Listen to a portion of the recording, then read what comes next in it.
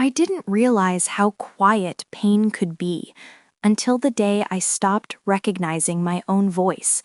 It started the night he found out. Not with screaming, not with slammed doors, just a look. A slow, frozen stare that told me everything had changed and nothing would ever go back. I had cheated. There's no excuse for it. I won't pretend there is. But I never imagined that one mistake would turn the man I loved into someone I didn't recognize, or that I would slowly disappear while standing right next to him. At first, he said nothing. That was the worst part. He still came home on time, still ate dinner, still slept beside me. But his silence felt heavier than shouting, like punishment served cold and endless. When I finally broke down and confessed everything, every detail, every regret, he didn't yell. He smiled. "I'm glad you told me," he said calmly. "Now we can be honest." I thought that meant forgiveness. I was wrong. The honesty he wanted wasn't about healing. It was about control. The comments started quietly. "You really think anyone else would want you after that? Funny how you cried so much when you're clearly not that sorry. I guess I wasn't enough, but don't worry, you're not either." Every sentence landed softly, almost gently, but each one carved something out of me. He never raised his hand. He never raised his voice. That made it worse, because when I tried to explain what was happening to friends, I couldn't find the words. "He didn't hit you," they'd ask. "So what's the problem?" The problem was that I began to believe him.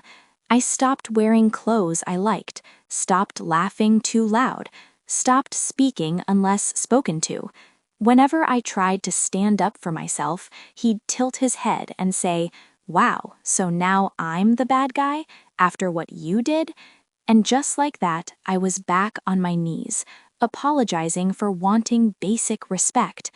I started waking up every morning with a knot in my chest, rehearsing how to behave so I wouldn't upset him. I memorized his moods, his pauses, the way his eyes hardened right before he said something that would follow me all day. He reminded me constantly that I owed him. "You destroyed me," he'd say, "so don't complain about how I cope." And for a long time, I believed that was true, until one night, everything cracked. We were at a small gathering, friends, drinks, laughter. For a moment, I almost felt normal again. I laughed at something someone said. It was automatic, natural. He noticed. Later, in the car, he didn't say a word. At home, he leaned against the counter, arms crossed, and stared at me like I'd committed another crime. "You looked happy," he said. I was just laughing," he scoffed. "You don't get to be happy like that anymore." Something inside me snapped, not loudly, not dramatically, just a quiet realization. I was being punished indefinitely for a mistake I had already paid for in every possible way. I whispered, "I can't live like this." He laughed. "You should have thought of that before you cheated." That night, I locked myself in the bathroom and slid down the door, shaking. For the first time, I didn't cry because I missed who we used to be. I cried because I finally saw who he had become and who I was becoming by staying. Leaving wasn't sudden. It was slow, careful, quiet. I started writing things down. Every insult, every manipulation, every moment I felt smaller. Not to use against him, but to remind myself I wasn't imagining it. The day I told him I was leaving, he looked genuinely shocked. "You're really going to abandon me after everything you did?" I looked at him and felt nothing. "No," I said.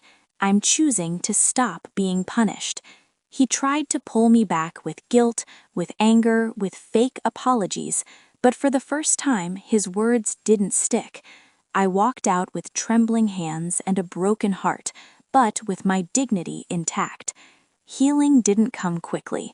Some nights I still hear his voice in my head. Some mornings I still feel like I need permission to exist. But slowly my voice came back, stronger, clearer. I learned something painful but important. Guilt does not give anyone the right to destroy you. Love does not include humiliation, and forgiveness, real forgiveness, never demands your silence. I made a mistake, but staying silent while someone punished me forever for it would have been a bigger one. And this time, I chose myself.